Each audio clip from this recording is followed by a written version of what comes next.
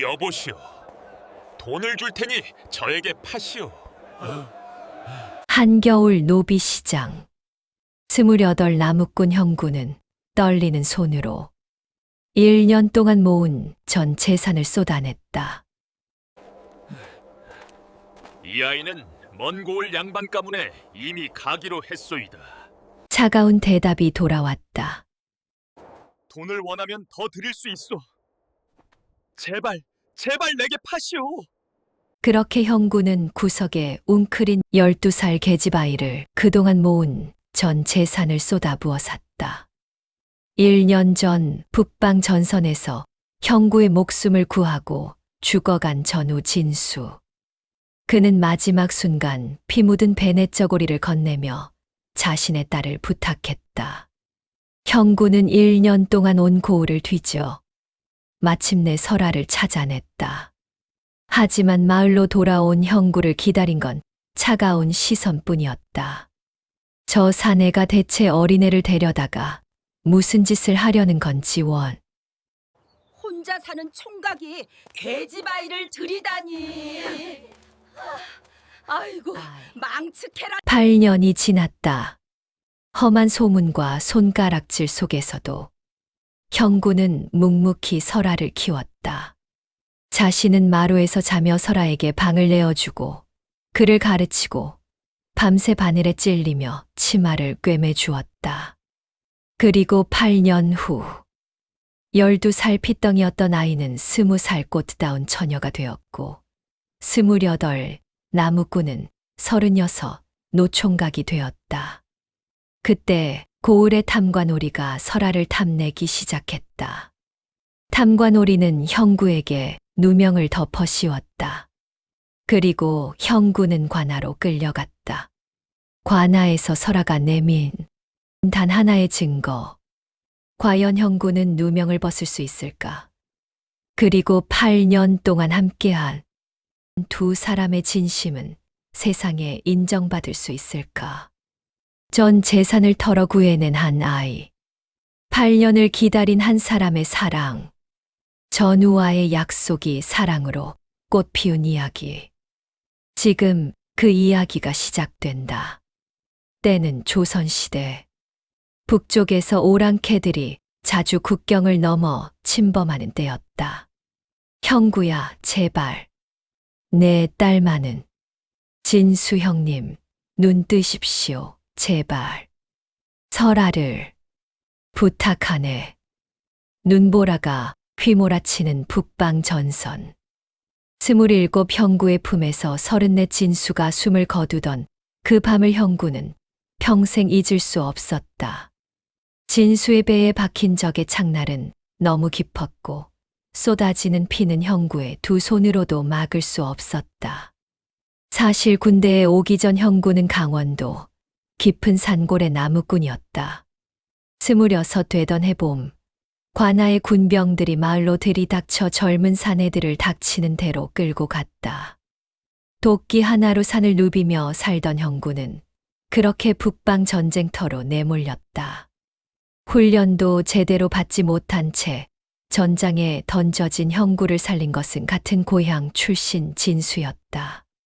진수는 형구보다 7살 위였고 이미 1년째 전쟁터를 누비던 고참이었다. 적의 칼을 피하는 법, 눈보라 속에서 살아남는 법, 굶주림을 견디는 법을 모두 진수가 가르쳐 주었다. 형구야, 전쟁터에선 목숨보다 전우가 먼저다. 내가 너를 지킬 테니 너도 나를 지켜다오. 진수는 그렇게 말하며 형구의 어깨를 두드렸다. 그날 이후 둘은 밥을 나눠 먹고 잠자리를 함께하며 형제보다 깊은 정을 쌓아갔다. 진수는 가끔 품속에서 낡은 베넷저고리를 꺼내보며 먼 산을 바라보곤 했다. 고향에 11살짜리 딸이 있네. 설아라고 하지. 이 베넷저고리는 그 애가 태어났을 때 입혔던 거야. 전쟁이 끝나면 돌아가서 이 아비가 살아 돌아왔다고 이걸 보여주려고 품에 지니고 다니네. 진수의 눈가에 맺힌 그리움을 보며 형구도 덩달아 코끝이 찡해졌다. 형구에게는 고향에 기다리는 가족이 없었다. 일찍 부모를 여의고 혼자 산을 오르내리며 살아온 형구에게 진수는 형이자 아비 같은 존재였다. 우리 설아 어미는 설아를 낳고 사흘 만에 세상을 떠났네. 그래서 내 어미가, 그러니까 설아 친할머니가 설아를 맡아 키우고 계시지. 어미 없이 자라는 게 불쌍해서 내가 틈만 나면 집에 들렀는데 이렇게 전쟁에 끌려오고 말았어.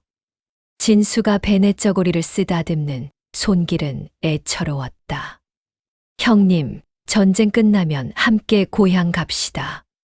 제가 형님 되길도 거들겠습니다. 고맙네, 형구야. 너 같은 동생 둬서 이 형은 복 받았어. 6개월이 흘렀다. 크고 작은 전투를 치르며 둘은 서로의 목숨을 수없이 구했다. 형구가 적의 화살에 맞아 쓰러졌을 때 진수가 등에 업고 밤새 달렸고, 진수가 매복에 걸렸을 때 형구가 도끼를 휘두르며 포위망을 뚫었다. 그러던 어느 겨울밤 적의 기습이 있었다. 눈보라를 틈타 몰려온 적병들은 잠들어 있던 진영을 순식간에 아수라장으로 만들었다. 형구는 잠결에 들려온 비명 소리에 벌떡 일어나 도끼를 움켜쥐었다. 사방에서 칼부림이 벌어지고 있었다. 형구야, 뒤다. 진수의 외침에 형구가 몸을 돌렸을 때 이미 적병의 창이 날아오고 있었다. 형구의 눈앞이 하얘졌다. 그 순간 진수가 형구 앞으로 몸을 날렸다. 창날이 진수의 배를 꿰뚫는 소리가 눈보라 속에서도 또렷이 들렸다. 형님. 형구의 절규가 밤하늘을 찢었다. 형구는 쓰러지는 진수를 부축하며 적병의 목을 도끼로 내리쳤다. 주변의 아군들이 달려와 남은 적병들을 물리쳤지만 진수의 상처는 이미 손 쓸 수 없을 만큼 깊었다. 형구는 진수를 천막 안으로 옮겨 눕혔다. 군의관이 달려왔지만 고개를 저었다. 형구는 떨리는 손으로 진수의 상처를 감싸 쥐었다. 피가 손가락 사이로 계속 흘러나왔다. 형님, 버티십시오. 제발, 눈 감지 마십시오. 진수는 힘없이 웃으며 형구의 손을 잡았다. 차가워진 손이었다. 형구야, 미안하네. 약속. 지키지 못해서. 무슨 말씀이십니까? 형님은 저를 살리셨습니다. 아니야. 함께 살아. 고향 가기로. 했잖아.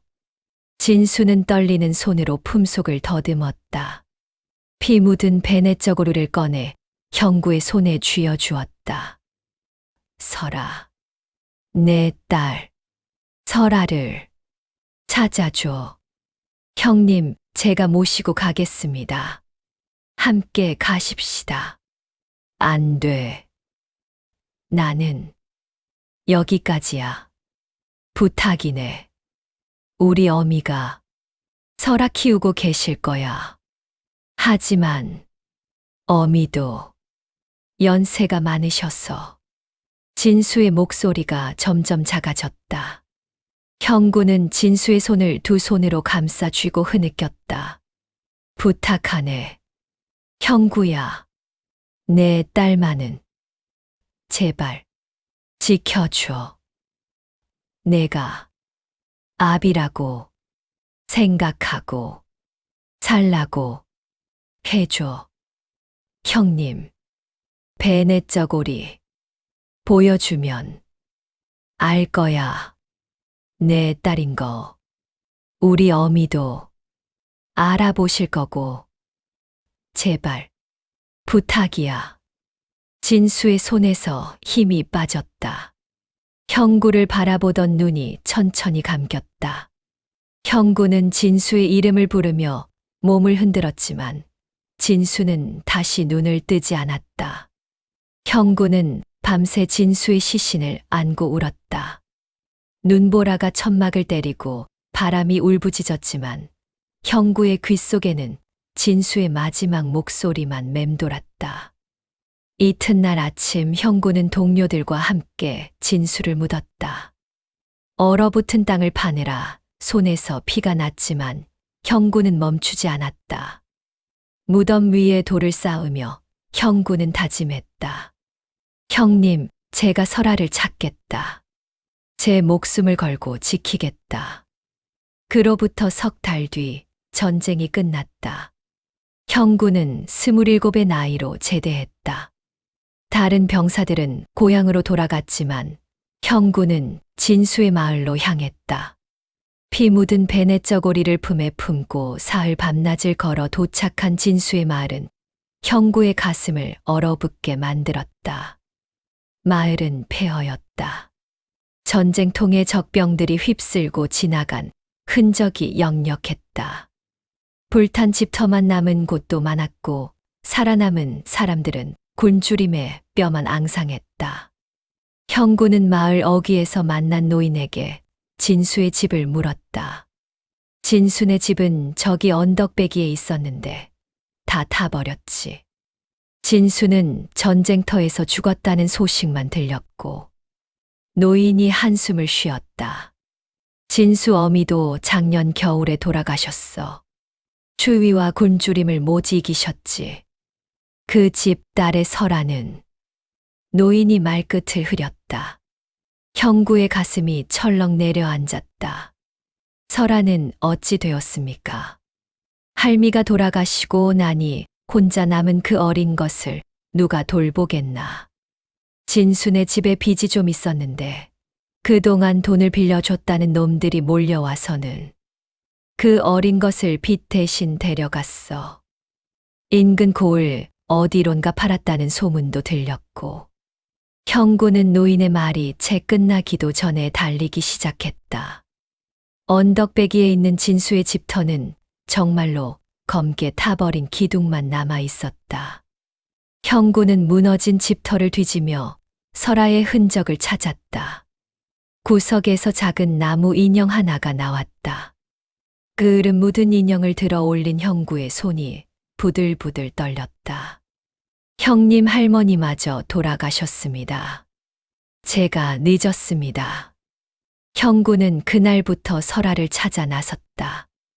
인근 고을의 기방이란 기방은 모두 찾아다녔다. 하지만 설아의 행방은 묘연했다.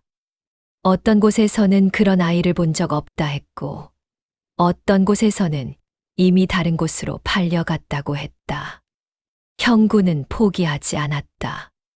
낮에는 산에 올라 나무를 했고 밤에는 번 돈을 쥐고 장터와 노비 시장을 뒤졌다. 석 달이 지나고 6개월이 지났다. 형구의 얼굴은 지쳐갔고 손에는 굳은 살이 더 두껍게 박혔다. 1년이 다 되어가던 어느 겨울날 형구는 사흘 거리에 있는 큰 고을의 장터 소식을 들었다. 어린 계집 아이들을 모아 먼 지방으로 넘긴다는 이야기였다. 형구는 그날로 길을 나섰다. 눈길을 헤치며 이틀 밤낮을 달려 장터에 도착했을 때 형구는 멀리서 한 무리의 아이들이 줄지어 서 있는 모습을 보았다. 아이들은 모두 누더기 옷을 걸치고 있었고 얼굴은 겨울바람에 얼어 새빨갛게 부어 있었다. 인신매매꾼으로 보이는 사내가 아이들을 훑어보며 값을 매기고 있었다. 형구는 아이들 사이를 하나하나 살폈다. 그때였다. 구석에 웅크리고 앉아있는 여자아이 하나가 형구의 눈에 들어왔다. 12살쯤 되어 보이는 아이는 겁에 질린 눈으로 주변을 둘러보고 있었다. 아이의 옷자락에서 낡은 천 조각이 비죽 삐져나와 있었다. 형구는 숨이 멎는 것 같았다. 그 천 조각의 색깔과 무늬가 진수가 보여주던 베네쩌고리와 똑같았다. 형구는 떨리는 발걸음으로 아이에게 다가갔다. 아이야. 아이가 고개를 들었다.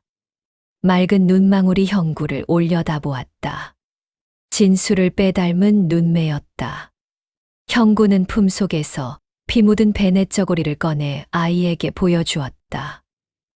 혹시 내 이름이 설아냐? 아이의 눈이 커졌다. 베넷저고리를 본 아이가 떨리는 목소리로 대답했다. 어떻게 그게 제 거예요. 할머니가 이걸 제 옷에 꿰매 놓으셨어요. 아버지 거라고. 형구의 눈에서 뜨거운 것이 흘러내렸다. 1년 동안 찾아 헤맨 진수의 딸이 눈앞에 있었다. 내 아비, 진수이, 전우였다. 형님이 너를 부탁하셨어. 형구는 더 이상 말을 잇지 못하고 아이를 꼭 끌어안았다.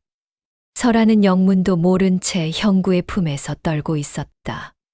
형구는 인신매매꾼에게 달려가 그동안 모은 전 재산을 쏟아부었다.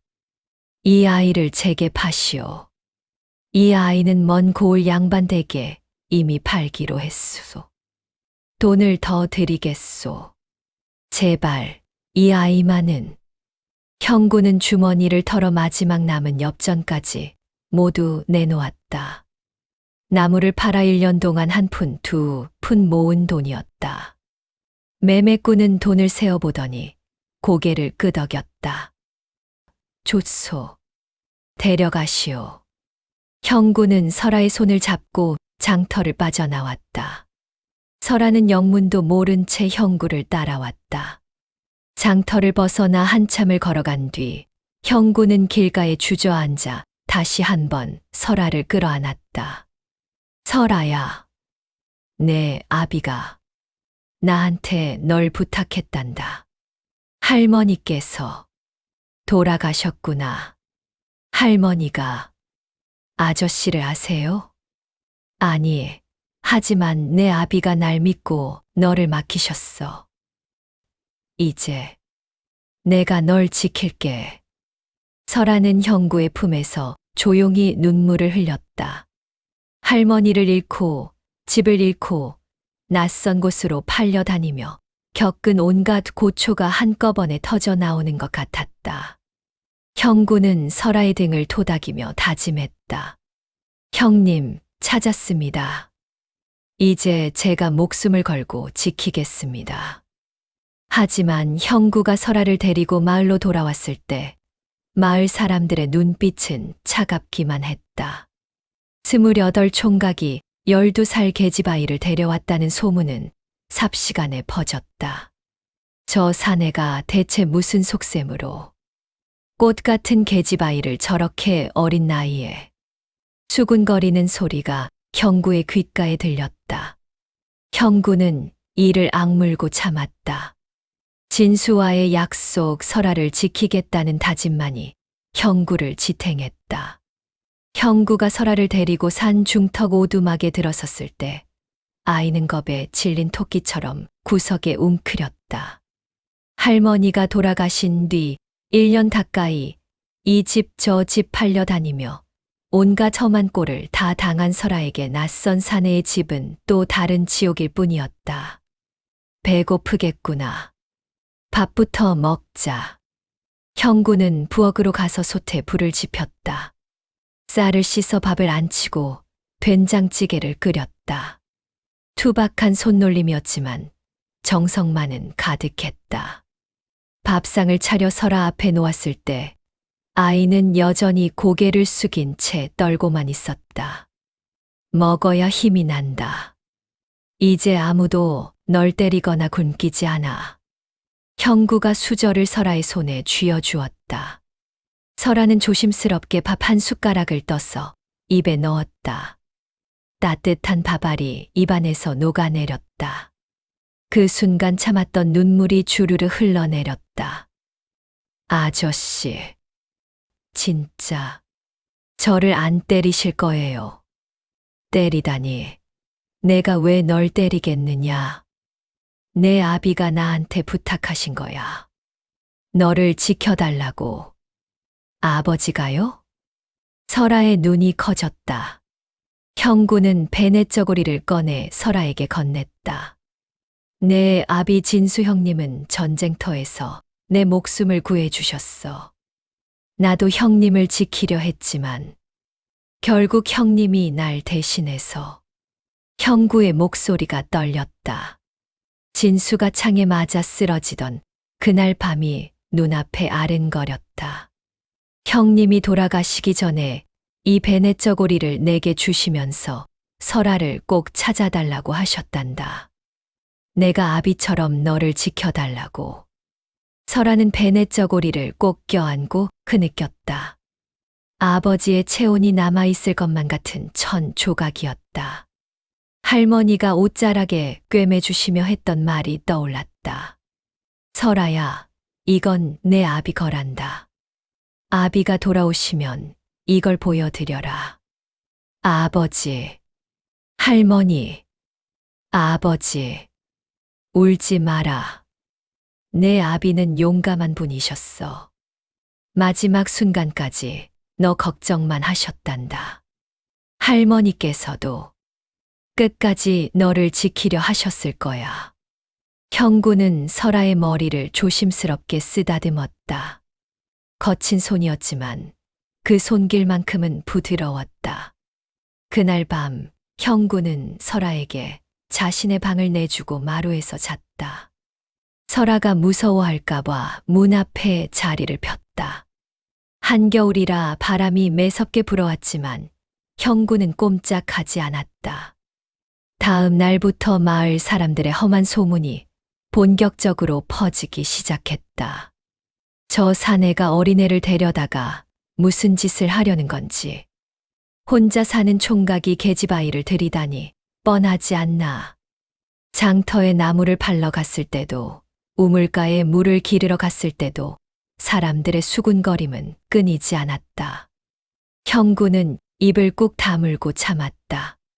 해명한들 믿어줄 사람은 없었다. 어느 날 저녁 마을 이장이 몇몇 사람들을 데리고 찾아왔다. 형구야, 마을에 좋지 않은 소문이 도네. 그 아이를 어디 절간이든 보낼 수 있지 않겠나. 이장님, 이 아이는 제 전우의 딸입니다. 전우가 저한테 부탁한 아이를. 그래, 그런 사정은 알겠네만 총각이 어린 계집아이를 거두는 게 보기에 좋지 않아. 사람들이 뭐라고 하겠나. 저는 이 아이를 지켜야 합니다. 목숨을 걸고 한 약속입니다. 형구의 목소리에는 단호함이 배어 있었다. 이장은 한숨을 쉬며 고개를 저었다. 고집이 세구나. 하지만 마을 사람들 눈이 곱지 않을 테니 조심하게. 이장 일행이 돌아간 뒤 설아가 방문을 살짝 열고 나왔다. 아이의 눈가가 빨갛게 부어 있었다. 아저씨. 제가 아저씨한테 짐이 되는 거죠. 무슨 소리냐. 너는 짐이 아니야. 하지만 사람들이 다 손가락질하잖아요. 제가 가면 갈 곳이 어디 있느냐. 너는 여기 있어야 해. 형구는 설아의 어깨를 꼭 잡았다. 내 아비가 날 믿고 너를 맡기셨어. 내가 끝까지 지킬 거야. 사람들이 뭘 하든 상관없어. 설아는 형구의 품에 얼굴을 묻고 울었다. 형구는 아이의 등을 토닥이며 다짐했다. 세상이 다 손가락질해도 진수와의 약속만은 반드시 지키겠다고. 겨울이 지나고 봄이 왔다. 형구는 매일 새벽 산에 올라 나무를 했고 설아는 집안일을 거들었다. 처음에는 두려움에 떨기만 하던 아이가 조금씩 마음을 열기 시작했다. 어느 날 아침 형구가 산에서 돌아왔을 때 밥상이 차려져 있었다. 서툰 솜씨였지만 정성껏 지은 밥과 된장국이었다. 아저씨가 맨날 해주시니까 저도 해보고 싶었어요. 설아가 수줍게 말했다. 형구는 밥 한 숟가락을 떠서 입에 넣었다. 밥알이 설익었고 국은 짰지만 형구는 세상에서 가장 맛있다는 듯이 먹었다. 잘했다, 설아야. 정말 맛있구나. 진짜요? 거짓말 아니에요. 거짓말 아니야. 다음엔 내가 밥 짓는 법 제대로 가르쳐 줄게. 설아의 얼굴에 환한 미소가 번졌다. 형구는 그 미소를 보며 가슴이 따뜻해졌다. 여름이 되었다. 형구는 설아를 데리고 산에 올랐다. 나무를 캐고 약초를 뜯는 법을 가르쳐 주기 위해서였다. 이건 도라지고 이건 더덕이야. 캘 때는 이렇게 조심조심 파야 해. 설아는 형구의 말을 귀담아 들으며 열심히 배웠다. 한낮에 뙤약볕이 내리쬐었지만 설아는 불평 한마디 없이 따라다녔다. 아저씨 목마르시죠? 제가 물 떠올게요. 설아가 계곡으로 달려가 바가지에 물을 담아왔다. 형구는 그 물을 받아 마셨다. 차가운 계곡물이 목을 타고 내려갔다. 고맙다, 설아야. 아저씨가 맨날 저한테 잘해주시는데 이 정도는 해야죠. 설아가 환하게 웃었다. 형구는 그 웃음을 보며 가슴이 뭉클해졌다. 몇 달 전 장터에서 겁에 질려 떨던 아이가 이제는 이렇게 맑게 웃고 있었다. 가을이 왔다. 설아를 데려온 지 1년이 되어가고 있었다. 설아는 이제 13이 되었고 형구는 29이 되었다. 어느 날 저녁 형구가 그를 가르치기 시작했다. 호롱불을 켜고 마루에 앉아 천자문을 펼쳤다. 그를 알아야 세상을 살 수 있단다. 아무도 너를 속이지 못하게. 형구는 붓을 잡고 천천히 글자를 써 내려갔다. 설아는 형구의 손을 따라 글자를 익혔다. 처음에는 삐뚤빼뚤했지만 며칠 지나자 제법 반듯한 글씨를 쓰기 시작했다. 아저씨, 이렇게 쓰는 거 맞아요? 그래, 잘했어. 똑똑하구나. 형구는 설아를 가르치며 마음이 편안해졌다. 이 아이가 그를 알면 세상이 함부로 대하지 못할 것이다. 눈이 내리는 어느 날 밤, 설아가 형구에게 물었다. 아저씨, 저 때문에 장가도 못 가시는 거 아니에요? 무슨 소리냐? 마을 아주머니들이 그러던데요. 아저씨가 저 때문에 색시도 못 얻는다고. 형구는 한참을 말없이 눈 내리는 창밖을 바라보았다. 나는 장가 갈 생각 없어. 너 키우는 게 더 중요해. 하지만 설아야, 내 아비가 날 믿고 너를 맡기셨어. 그게 내 평생 해야 할 일이야. 다른 건 생각 안 해. 설아는 더 이상 묻지 못했다. 하지만 가슴 한구석이 뭉클했다. 자신을 위해 모든 것을 포기한 이 사람이 고마우면서도 미안했다. 그렇게 처질년이 지났다. 설아는 더 이상 겁에 질린 아이가 아니었다. 형구의 집에서, 형구의 보살핌 속에서 조금씩 웃음을 되찾아가고 있었다. 2년이 되고 3년이 되었다. 설아는 밥을 짓고 빨래를 하고 바느질을 배우며 알찬 살림꾼으로 자라났다. 형구는 여전히 새벽마다 산에 올랐고 해질녘이면 등짐을 지고 돌아왔다. 마을 사람들의 시선은 여전히 차가웠다. 하지만 형구는 개의치 않았다. 설아가 웃고 있는 한 그것으로 충분했다. 어느 날 저녁 형구가 산에서 돌아왔을 때 설아가 저녁상을 차려놓고 기다리고 있었다. 아저씨, 오늘 제가 혼자 다 만들었어요. 설아가 자랑스럽게 말했다. 상에는 밥과 국, 그리고 나물 몇 가지가 놓여 있었다. 형구는 밥 한 숟가락을 떠서 입에 넣었다. 맛있다. 진짜요? 거짓말 아니죠? 진짜야. 정말 맛있어. 설아의 얼굴이 환하게 빛났다. 형구는 그 미소를 보며 가슴이 따뜻해졌다. 밥을 먹는 동안 설아는 형구를 물끄러미 바라보았다. 형구는 설아의 시선을 느끼고 얼굴을 들었다. 왜 그래? 아니에요. 그냥 아저씨가 맛있게 드시는 게 좋아서요. 설아가 수줍게 웃었다. 형구도 따라 웃었다. 산에서 내려오는 길, 형구는 덤불 속에서 빨갛게 익은 산딸기를 발견했다. 가장 크고 탐스러운 것들만 골라 나무잎에 싸서 품속에 넣었다. 설아야, 이거 먹어봐. 집에 도착해서 형구가 산딸기를 꺼내자 설아의 눈이 반짝였다. 와, 산딸기다. 아저씨는 안 드세요? 나는 배불러. 너 먹어. 그럼 아저씨 먼저 드세요. 설아가 산딸기 하나를 집어 형구의 입에 넣어 주었다. 달콤한 즙이 입안에 퍼졌다.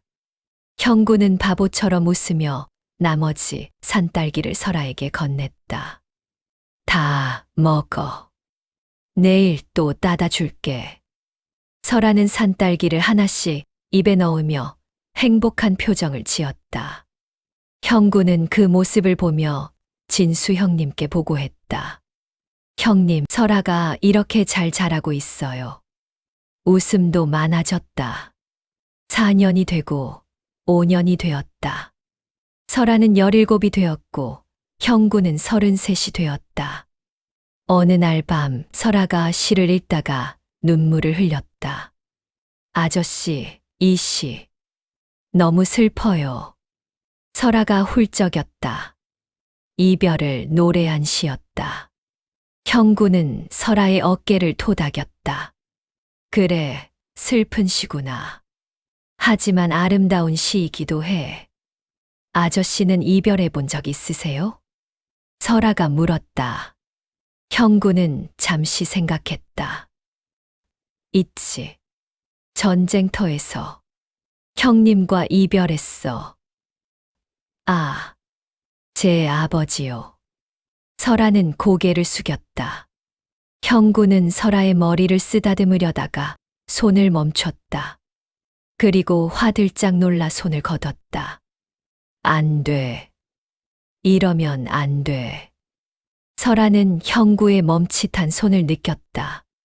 그 조심스러움에서 설아는 자신을 향한 형구의 깊은 존중을 느꼈다. 가슴이 두근거렸다. 여름이 왔다. 설아는 부엌에서 저녁을 준비하고 있었다. 칼질을 하다가 손가락을 베었다. 아! 설아가 소리쳤다. 형구가 달려왔다. 어디 다쳤어? 형구가 설아의 손을 잡았다. 손가락에서 피가 났다. 형구는 설아의 손가락을 입에 물고 피를 빨아냈다. 설아는 얼굴이 화끈거렸다. 형구의 입술이 자신의 손가락에 닿아 있었다. 심장이 두근거렸다. 형구는 피를 빨아낸 뒤 천으로 상처를 감싸주었다. 조심해야지. 칼은 위험해. 네. 죄송해요. 설아는 얼굴을 붉히며 고개를 숙였다. 형구는 설아의 표정을 보고 당황했다. 괜찮아. 다치지 않아서 다행이야. 형구는 황급히 마루로 나갔다. 가슴이 두근거렸다. 이건 아니야. 가을이 왔다. 어느 날 저녁 설아가 치마를 찢고 들어왔다. 나무에 걸려 찢어진 것이었다. 아저씨, 미안해요. 조심했는데. 괜찮아. 내가 꿰매줄게. 형구는 바느질 도구를 꺼내 호롱불 아래 앉았다. 덩치 큰 사내가 콩알만 한 바늘과 씨름하는 모습이 우스꽝스러웠다. 바늘 귀에 실을 꿰느라 땀을 뻘뻘 흘렸다. 아저씨, 제가 할게요. 아니야, 내가 할 수 있어. 형구는 눈을 가늘게 뜨고 바늘 귀에 실을 꿰었다. 그리고 조심조심 치맛자락을 꿰매기 시작했다. 바늘에 찔려 손가락에서 피가 났지만 형구는 멈추지 않았다. 설아는 문틈으로 그 모습을 지켜보았다. 거친 손으로 정성껏 바느질하는 형구의 뒷모습이 눈에 선했다. 설아의 가슴이 뭉클해졌다. 할머니가 살아계셨어도 이렇게까지 해주셨을까? 이튿날 아침 형구가 깊고 빨아놓은 치마가 설아의 방문 앞에 놓여 있었다. 설아는 치마를 들어 올려 햇빛에 비춰보았다. 서툰 바느질 자국이 역력했지만 그 어떤 비단옷보다 귀해 보였다. 가을이 깊어가던 어느 날 장터에 간 설아가 꽃신 하나를 물끄러미 바라보고 있었다. 고운 비단으로 만든 꽃신은 설아가 태어나서 한 번도 신어보지 못한 것이었다. 형구는 그 모습을 멀찌감치서 지켜보았다. 설아는 한참을 꽃신을 바라보다가 한숨을 쉬며 돌아섰다. 형구는 설아가 돌아선 뒤 몰래 장터 주인에게 다가갔다. 저 꽃신 얼마요? 석냥입니다. 형구의 얼굴이 굳었다. 석냥이면 보름치 나무값이었다. 하지만 형구는 망설이지 않았다. 담아주시오. 그날 밤 형구가 산에서 돌아왔을 때 품속에서 꽃신을 꺼냈다.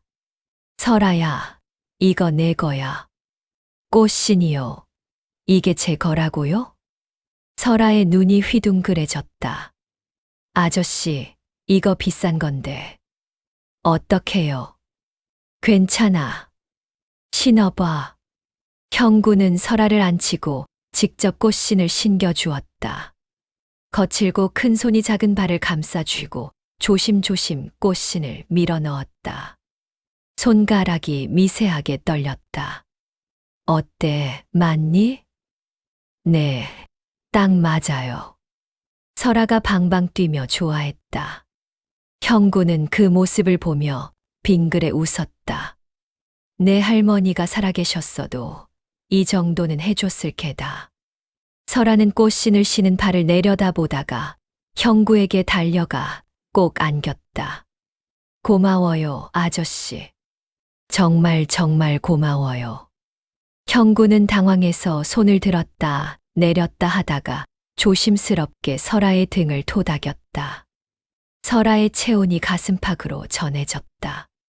형구의 심장이 두근거렸다. 이 아이를 지켜야 한다. 끝까지.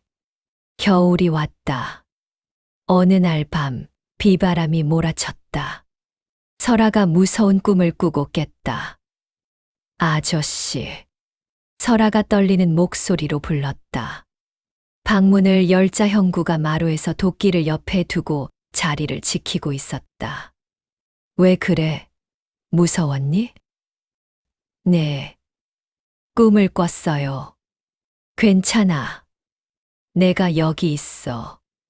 형구의 목소리는 낮고 든든했다. 설아는 문틈으로 형구의 뒷모습을 바라보았다. 넓은 등이 든든한 벽처럼 느껴졌다. 설아는 방으로 돌아가 잠들었다. 형구가 지켜주고 있다는 생각에 마음이 편안해졌다. 그렇게 5년이 흘렀다. 마을 사람들의 시선은 여전히 차가웠다.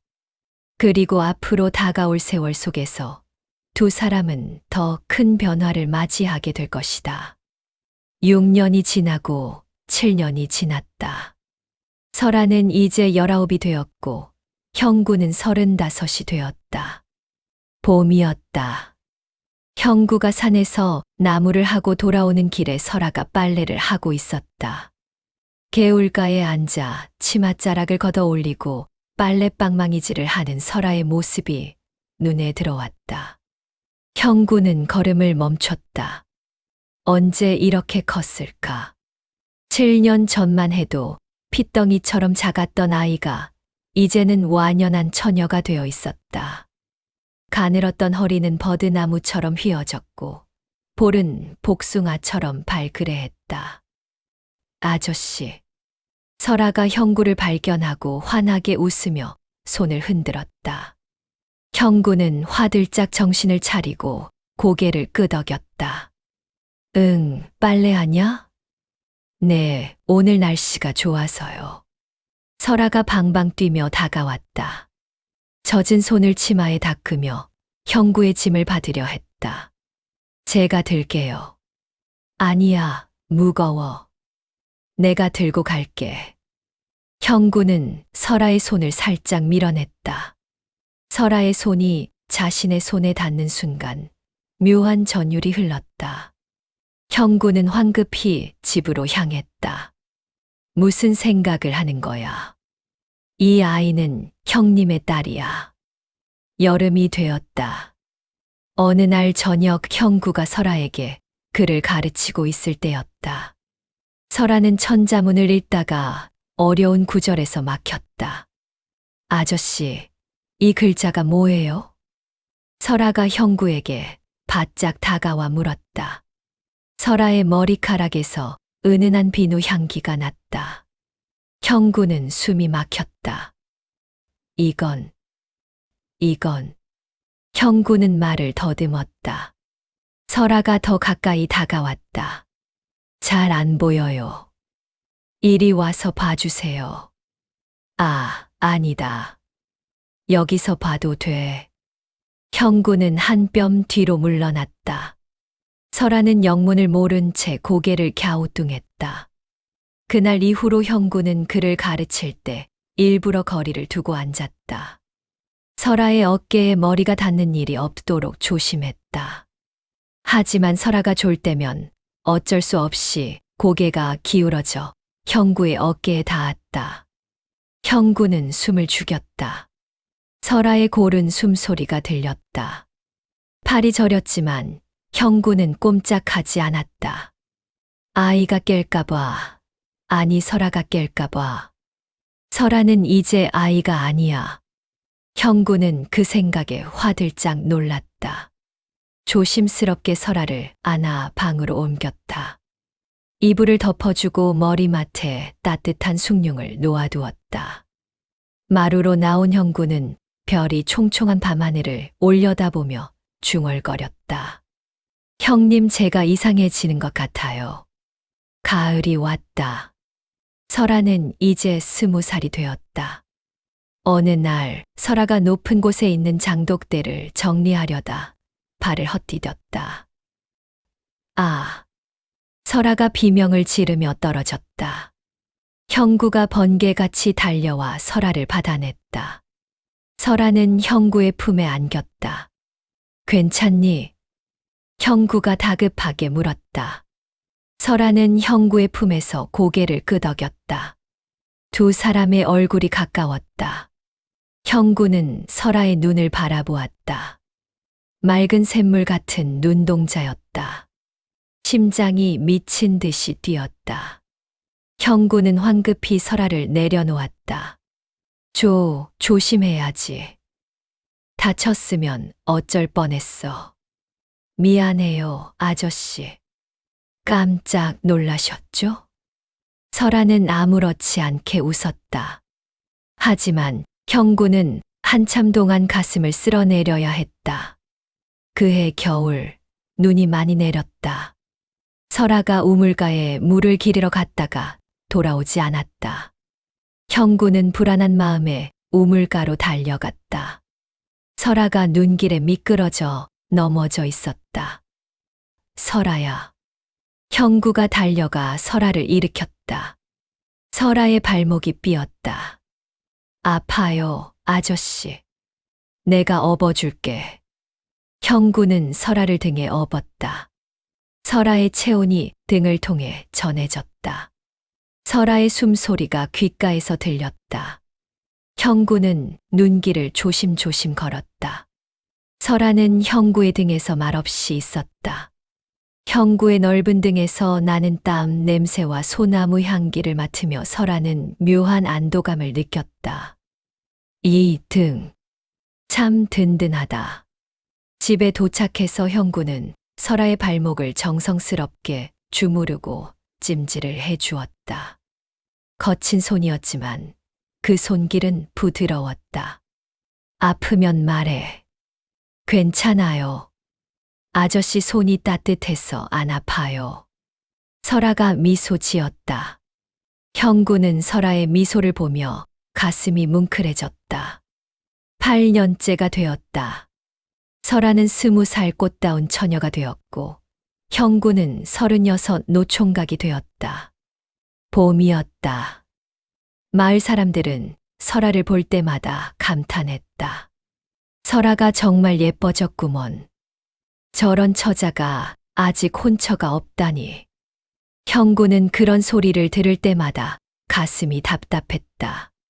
설아가 언젠가는 시집을 가야 한다는 것을 알았다.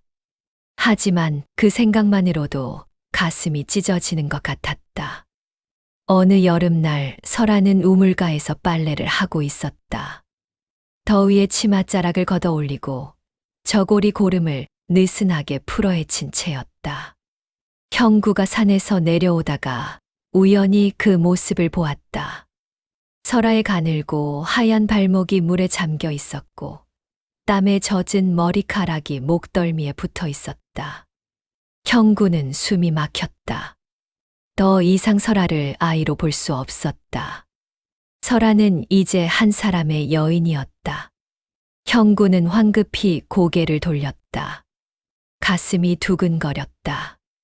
안 돼. 안 돼. 이러면 안 돼. 그날 밤 형구는 우물가에서 등목을 했다. 땀에 젖은 옷을 벗고 찬물로 몸을 씻었다. 설아가 마침 빨래를 가지러 나왔다가 그 모습을 보았다. 형구의 넓은 등에 새겨진 전쟁터의 흉터, 탄탄한 근육, 우람한 어깨. 설아는 숨이 막혔다. 얼굴이 화끈거렸다. 황급히 고개를 돌렸지만 심장은 미친 듯이 뛰었다. 내가 왜 이러지? 이 사람은 남자구나. 다음 날 설아가 장터에 갔다. 마을 총각들이 설아를 애워쌌다. 설아 낭자, 우리 집에 와서 밥이나 한 끼 하시구려. 저리 비키시오. 설아 낭자는 제가 먼저 청했소. 총각들이 서로 앞다투어 설아에게 말을 걸었다. 설아는 난처한 표정으로 뒤로 물러섰다. 그때 형구가 나타났다. 비키시오. 낮고 굵은 목소리에 총각들이 화들짝 놀라 뒤로 물러섰다. 형구는 설아의 어깨를 감싸쥐고 장터를 빠져나왔다. 설아는 형구의 손이 자신의 어깨에 닿은 것을 느꼈다. 그 온기가 어깨를 타고 온몸으로 퍼졌다. 가슴이 두근거렸다. 고마워요, 아저씨. 조심해야 해. 이제 내가 컸으니 개떡 같은 놈들이 넘볼 거야. 형구의 목소리는 차갑게 들렸지만 어깨를 감싼 손은 따뜻했다. 설아는 그 온기를 느끼며 생각했다. 이 사람의 여자로 살고 싶다. 설아는 자신의 마음을 깨달았다. 더 이상 형구를 아저씨로 보지 않았다. 한 사람의 남자로 자신이 사랑하는 남자로 바라보고 있었다. 가을이 왔다. 어느 날 마을의 젊은 과부가 형구를 찾아왔다. 형구 서방님, 이거 제가 지은 옷인데 한번 입어보세요. 과부가 치마폭을 휘날리며 형구에게 바짝 붙었다. 형구는 난처한 표정으로 뒤로 물러섰다. 아니요, 괜찮소. 그러지 마시고요. 서방님 혼자 사시니 얼마나 불편하시겠어요. 제가 옆에서 돌봐드릴 수도 있는데. 과부의 목소리가 달콤했다. 부엌에서 그 모습을 지켜보던 설아의 가슴이 뜨거워졌다. 설아는 부엌으로 달려가 칼로 물을 마구 썰었다. 눈에서 눈물이 났다. 내가 왜 이러지? 아저씨가 누구를 만나든 상관없잖아. 하지만 가슴은 그렇게 말하지 않았다. 질투였다. 형구를 빼앗길 것 같은 두려움이었다. 이 사람은 내 아버지가 맡긴 숙제가 아니야. 내가 차지하고 싶은 내 남자야. 저녁이 되었다. 형구가 과부를 돌려보내고 집에 들어왔다. 설아가 차가운 얼굴로 밥상을 내왔다. 밥 먹어요. 그래, 고맙다. 저 아주머니 예쁘던데요. 설아의 목소리에 가시가 돋쳐 있었다. 형구는 밥을 뜨다 말고 설아를 쳐다보았다. 누구? 아까 왔던 과부 아주머니요. 형구는 설아의 눈가가 빨갛게 부어 있는 것을 보았다. 울었니? 아니에요. 얼굴이 왜 그래? 양파 썰다가 그래요. 신경 쓰지 마세요. 설아가 퉁명스럽게 대답하고 부엌으로 들어가 버렸다. 형구는 멍하니 설아의 뒷모습을 바라보았다. 이 아이가 설마 나를. 형구는 고개를 저었다. 아니야, 착각이야. 설아는 그저 내가 다른 사람한테 가는 게 싫은 거겠지.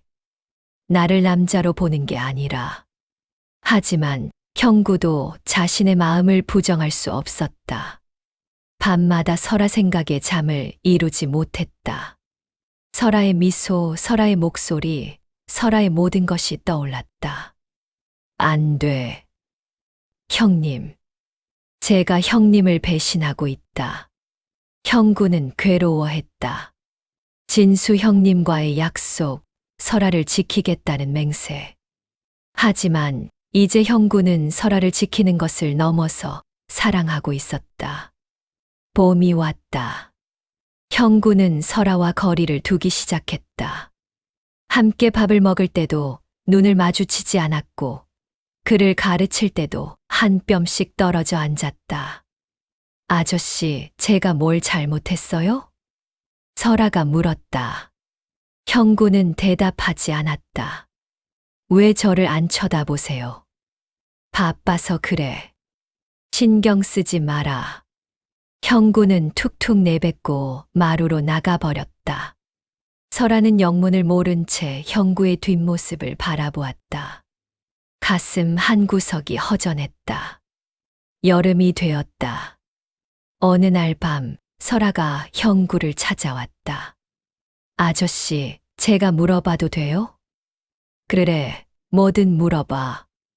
아저씨는 저를 어떻게 생각하세요? 형구는 입을 다물었다. 설아가 다시 물었다. 전우의 딸로만 보세요? 아니면 설아야. 형구가 설아의 말을 끊었다. 나는 내 아비한테 약속했어. 너를 지키겠다고. 그게 내가 할 일이야. 그것만이에요? 설아의 목소리가 떨렸다. 그래, 그것만이야. 설아의 눈에서 눈물이 주르르 흘러내렸다. 거짓말이에요. 설아야. 아저씨도 저를 여자로 보잖아요. 제가 알아요.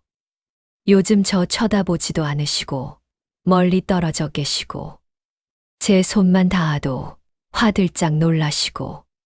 형구는 아무 말도 하지 못했다.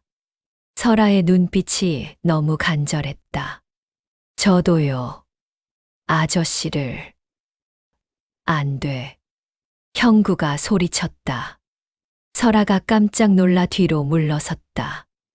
넌 내가 지켜야 할 아이야. 다른 생각은 하면 안 돼. 왜요? 왜 안 돼요? 저는 이제 아이가 아니에요. 나는 너보다 16살이나 많아. 그리고 내 아비의 전우야. 내가 너를 그렇게 보는 건 형님을 배신하는 거야. 설아는 고개를 떨구고 흐느꼈다. 형구는 주먹을 꽉 쥐었다. 설아를 안아주고 싶었다. 하지만 그래서는 안 됐다. 방으로 들어가거라. 그리고 이런 생각하지 마라. 설아는 형구를 한참 바라보다가 돌아섰다. 방문이 닫히는 소리가 들렸다. 형구는 마루에 주저앉아 머리를 감쌌다. 형님, 어쩌면 좋습니까? 저는 설아를 사랑합니다. 그로부터 며칠 뒤 마을에 소문이 돌기 시작했다. 고을의 탐관오리 최참봉이 설아를 탐낸다는 소문이었다. 최참봉은 58살의 늙은 양반으로 권세를 등에 업고 백성들의 재물을 빼앗고 어린 계집들을 첩으로 삼기로 악명 높았다. 가을이 되었다. 어느 날 최참봉이 직접 형구의 집을 찾아왔다. 이봐, 나무꾼. 내 집에 계집아이가 하나 있다지. 무슨 일로 찾아오셨습니까? 그 아이를 내게 넘기게. 은자 10냥을 주겠네. 형구의 얼굴이 굳었다. 설아는 제 식구입니다. 팔 수 없습니다. 허허, 이 사내가 정신을 못 차리는구먼. 내가 원하는 걸 안 준다고. 내가 무슨 배짱으로. 돌아가십시오. 형구가 낮고 차갑게 말했다. 최참봉의 얼굴이 일그러졌다. 좋아, 좋아. 내 놈이 그렇게 나온다면 나도 생각이 있어. 두고 보자고. 최참봉이 휘 몸을 돌려 떠났다. 형구는 불길한 예감에 주먹을 꽉 쥐었다. 사흘 뒤 관아의 군병들이 형구의 집을 포위했다. 형구, 내 놈을 체포한다. 무슨 죄목입니까? 어린 계집아이를 가둬두고 욕을 보였다는 죄다. 순순히 따라오너라. 형구는 항변했지만 소용없었다. 군병들은 형구를 결박해 끌고 갔다. 설아가 울부짖으며 뛰쳐나왔다. 아저씨, 아저씨. 설아야, 집에 있어 나올 생각하지 마. 형구가 소리쳤지만 설아는 형구를 따라 뛰었다. 군병 하나가 설아를 밀쳐 넘어뜨렸다.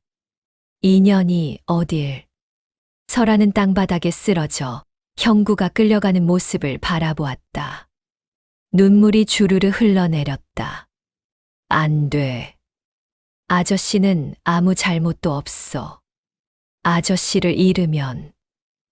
저는 관아에 끌려온 형구는 사또 앞에 꿇어 앉았다. 최참봉이 옆에 서서 비웃고 있었다.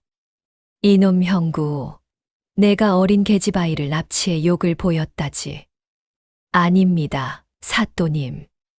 그 아이는 제 전우의 딸로. 증거가 있는가? 형구는 말문이 막혔다. 진수 형님과의 약속을 증명할 길이 없었다. 증거도 없이 어린 계집을 데려다 키웠다.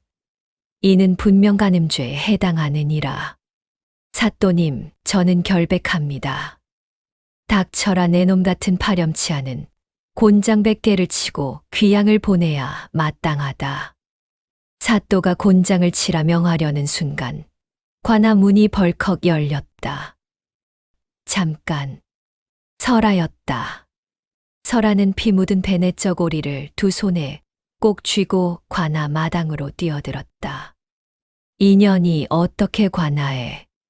군병들이 설아를 잡으려 했지만 설아는 사또 앞에 무릎을 꿇었다. 사또님, 제 말을 들어주십시오. 설아는 떨리는 손으로 베네쩍 오리를 머리 위로 높이 들었다. 피 얼룩이 선명한 낡은 천 조각이 햇빛에 비쳤다. 사또님, 이것을 보십시오. 이것이 증거입니다. 사또가 미간을 찌푸렸다. 그게 무엇이냐? 제 베네쩍 오리입니다. 제 아버지 진수가 전쟁터에서 돌아가시기 전 형구 아저씨께 저를 부탁하며 건네신 것입니다. 설아의 목소리는 떨렸지만 또렷했다. 최참봉이 비웃으며 끼어들었다. 허허, 그까진 누더기 하나가 무슨 증거란 말이냐. 어디서 주워온 것인지. 아닙니다. 설아가 최참봉을 노려보았다. 이 베넷저고리에 묻은 피는 제 아버지의 피입니다.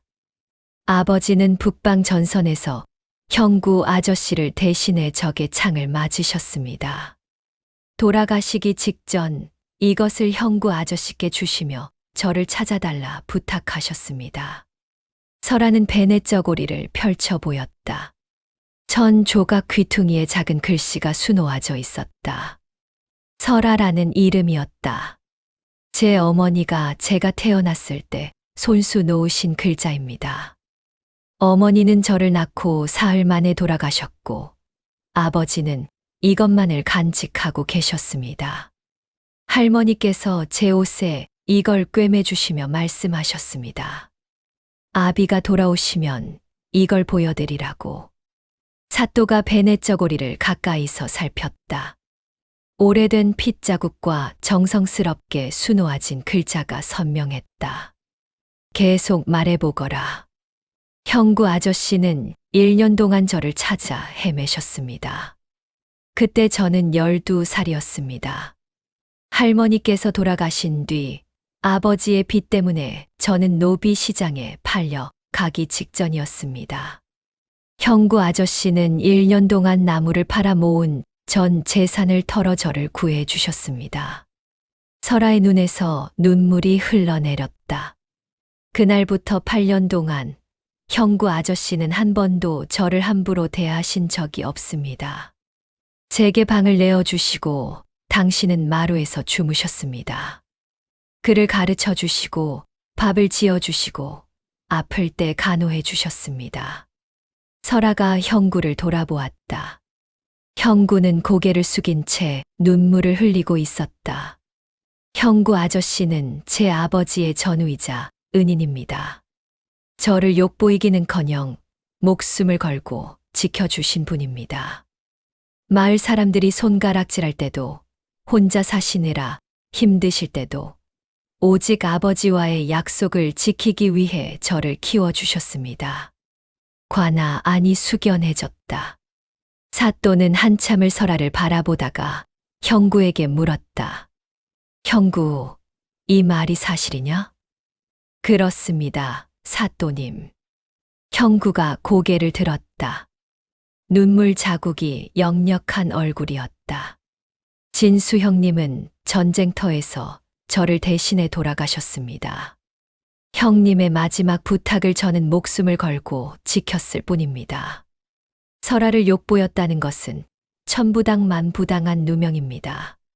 사또가 최참봉을 노려보았다. 최참봉, 그대가 무고한 백성에게 누명을 씌웠구나. 최참봉의 얼굴이 새하얘졌다. 사또님, 그게 아니라 닥쳐라 내 놈이 저 계집아이를 탐내어 형구에게 누명을 씌운 것이 분명하도다.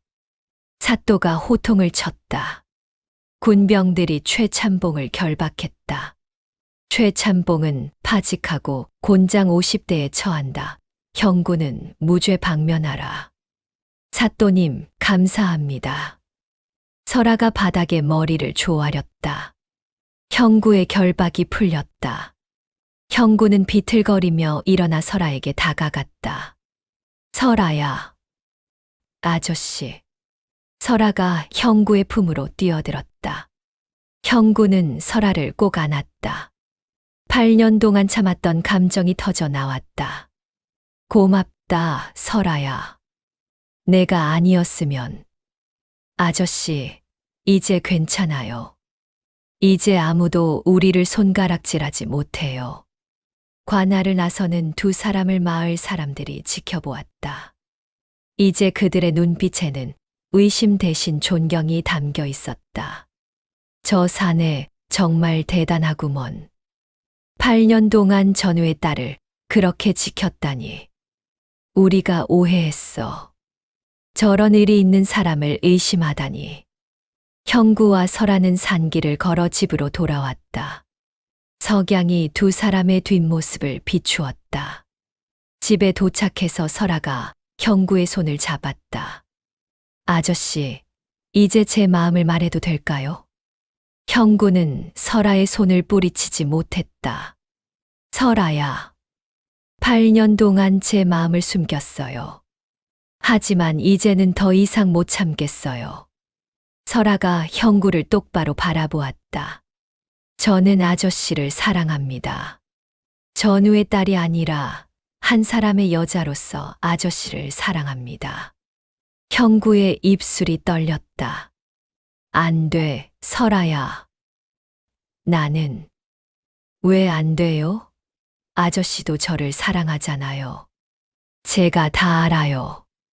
나는 너보다 16살이나 많아. 그리고 내 아비의 전우야. 그게 뭐가 중요해요? 아버지는 저를 이 세상에 있게 하셨지만 아저씨는 저를 사람으로 살게 하셨어요. 제게 그를 가르쳐 주시고 세상을 살아가는 법을 알려주셨어요. 설아의 눈에서 눈물이 흘러내렸다. 이제 전우의 딸이 아니라 아저씨의 아내로 곁에 남고 싶어요. 평생 아저씨를 모시고 싶어요. 형구는 한참을 설아를 바라보았다. 12살 핏덩이였던 아이가 이제는 세상에서 가장 아름다운 여인이 되어 있었다. 그리고 형구 자신도 언제부턴가 설아를 여자로 바라보고 있었다는 것을 인정할 수밖에 없었다. 형님께서 허락하실까? 아버지는 저를 아저씨께 맡기셨어요. 그건 아저씨를 믿었기 때문이에요. 저를 행복하게 해줄 사람이 아저씨라는 걸 아셨기 때문이에요. 설아가 형구의 손을 꼭 잡았다. 아저씨, 제 마음을 받아주세요. 제발요. 형구는 더 이상 거부할 수 없었다. 8년 동안 쌓인 감정이 무너져 내렸다. 형구는 설아를 끌어안았다. 설아야, 미안하다. 나도 너를. 저도 사랑해요, 아저씨. 두 사람은 석양 속에서 서로를 꼭 껴안았다. 8년의 기다림이 끝나는 순간이었다. 그날 밤 형구는 잠을 이루지 못했다. 마루에 누워 천장을 바라보며 진수 형님을 떠올렸다. 형님, 제가 설아를 사랑하게 되었다. 가슴이 답답했다. 전우에게 한 약속을 어기는 것만 같았다. 하지만 동시에 설아 없는 삶은 상상할 수 없었다. 다음 날 아침 형구는 설아를 데리고 산으로 올랐다. 진수 형님의 고향이 보이는 산 꼭대기였다. 형님, 설아를 데리고 왔습니다. 형구는 북쪽을 향해 무릎을 꿇었다. 설아도 옆에 나란히 무릎을 꿇었다. 형님께서 돌아가시던 날, 저는 맹세했습니다. 설아를 목숨 걸고 지키겠다고. 8년 동안 그 약속을 지켰습니다. 형구의 목소리가 떨렸다. 하지만 이제 저는 설아를 지킬 뿐만 아니라 사랑하게 되었습니다. 용서해 주십시오, 형님. 저는 설아를 제 아내로 맞이하고 싶습니다. 설아가 형구의 손을 잡았다. 아버지, 형구 아저씨는 제게 세상에서 가장 소중한 사람입니다. 아버지께서 저를 이 세상에 있게 하셨다면 형구 아저씨는 저를 사람답게 살게 하셨습니다. 이제 저는 아저씨의 아내로 평생을 함께하고 싶습니다. 바람이 불어왔다. 나무잎이 살랑거리며 흔들렸다. 형구는 그 바람 속에서 진수 형님의 목소리를 들었다. 고맙네, 형구야. 설아를 행복하게 해주게. 형구의 눈에서 눈물이 흘러내렸다. 설아도 함께 울었다. 두 사람은 한참을 그렇게 무릎 꿇고 있었다. 산에서 내려온 뒤 형구는 마을 이장을 찾아갔다. 이장님, 혼례를 올리고 싶습니다. 이장은 형구와 설아를 번갈아 보았다. 설아와 혼례를? 그렇습니다. 8년 동안 전우의 딸로만 여겼지만 이제는 제 아내로 맞이하고 싶습니다. 이장은 한참을 생각하다가 고개를 끄덕였다. 관아에서 너희 둘의 사정을 다들 들었네. 그 의리를 보니 자네들은 하늘이 맺어준 인연이 분명해. 마을에서 혼례를 도와주겠네. 고맙습니다, 이장님. 마을 사람들은 너나 할 것 없이 혼례 준비를 도왔다. 8년 동안 의심의 눈초리로 바라보던 것을 후회하며 이제는 두 사람을 진심으로 축복했다. 형구 서방, 이 옷감으로 혼례복을 지으시게. 설아 낭자, 이 비녀는 우리 어미가 쓰시던 건데 자네가 가져. 사람들의 정성이 모였다. 설아는 고운 혼례복을 입었고 형구는 평생 처음으로 깨끗한 도포를 입었다. 혼례날 아침 설아는 거울을 보며 머리를 빗었다.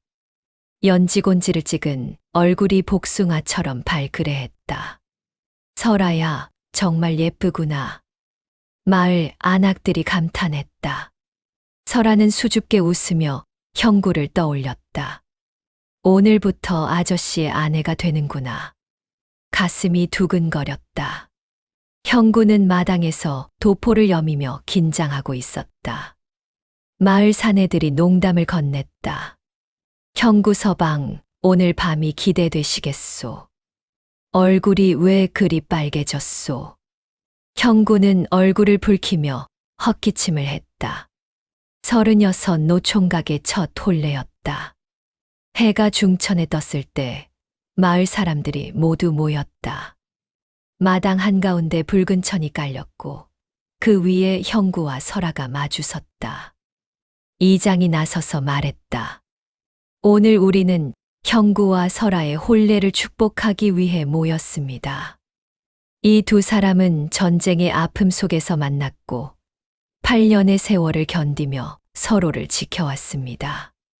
이보다 아름다운 인연이 어디 있겠습니까? 마을 사람들이 박수를 쳤다. 형구와 설아는 서로를 바라보았다. 이제 큰 절을 올리시오. 두 사람은 하늘을 향해 절을 올렸다. 첫 번째 절은 하늘과 땅에, 두 번째 절은 조상에게, 세 번째 절은 부모에게. 설아는 절을 올리며 눈물을 흘렸다. 아버지, 할머니, 저 행복합니다. 형구 아저씨와 함께라면 무엇도 두렵지 않아요. 형구도 가슴이 뭉클했다. 형님, 설아를 평생 지키겠습니다. 행복하게 해주겠습니다. 절이 끝나고 두 사람은 서로를 향해 마주 섰다. 이장이 붉은 실로 두 사람의 손을 묶었다. 이제 두 분은 부부입니다. 평생 서로를 아끼고 사랑하며 살아가시오. 예. 두 사람이 힘차게 대답했다. 마을 사람들이 환호했다. 혼례가 끝나고 잔치가 벌어졌다. 마을 사람들은 술을 마시고 노래를 부르며 두 사람을 축복했다. 해가 저물고 달이 떠올랐다. 마을 사람들이 하나둘 돌아가고 마침내 형구와 설아만 남았다. 방 안에 촛불이 켜졌다. 설아는 붉은 혼례복을 입은 채 방 안에 앉아 있었다. 떨리는 손으로 치맛자락을 만지작거렸다. 문이 열리고 형구가 들어왔다. 도포를 벗은 형구는 평소보다 더 우람해 보였다. 설아야. 네, 아저씨. 이제 아저씨가 아니라 서방님이라 불러야지. 형구가 부드럽게 웃었다. 설아는 얼굴을 붉히며 고개를 숙였다. 서방님. 형구는 설아 옆에 앉았다. 조심스럽게 설아의 손을 잡았다. 무섭지 않니? 아니요. 서방님과 함께라면 무섭지 않아요. 설아가 형구를 올려다보았다. 촛불에 비친 설아의 얼굴은 세상에서 가장 아름다웠다. 형구는 설아의 뺨을 쓰다듬었다. 거친 손이었지만 그 손길은 세상 그 무엇보다 따뜻했다. 설아야, 평생 너를 지키겠다. 저도 평생 서방님 곁을 지키겠어요. 두 사람은 서로를 끌어안았다. 8년의 기다림, 온갖 시련과 오해를 이겨낸 끝에 마침내 하나가 되는 순간이었다. 촛불이 조용히 타올랐다. 밤은 깊어갔고 두 사람의 사랑은 더욱 깊어졌다.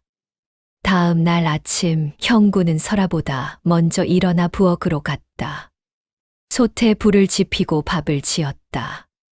된장찌개를 끓이며 형구는 미소 지었다. 설아가 방문을 열고 나왔다. 머리를 풀어헤친 채였지만 그 모습이 더없이 사랑스러웠다. 서방님, 제가 할 텐데. 아니야. 오늘은 내가 해주고 싶어. 형구가 설아를 앉히고 밥상을 차렸다. 설아는 수줍게 웃으며 밥을 먹었다. 맛있어요. 다행이다. 두 사람은 마주보며 밥을 먹었다. 평범한 아침이었지만 그 어느 때보다 행복했다. 밥을 먹고 난 뒤 형구는 산으로 나무를 하러 갔다. 설아는 빨래를 하고 집안을 정리했다. 저녁이 되어 형구가 돌아왔을 때 설아가 따뜻한 저녁상을 차려놓고 기다리고 있었다. 다녀오셨어요, 서방님.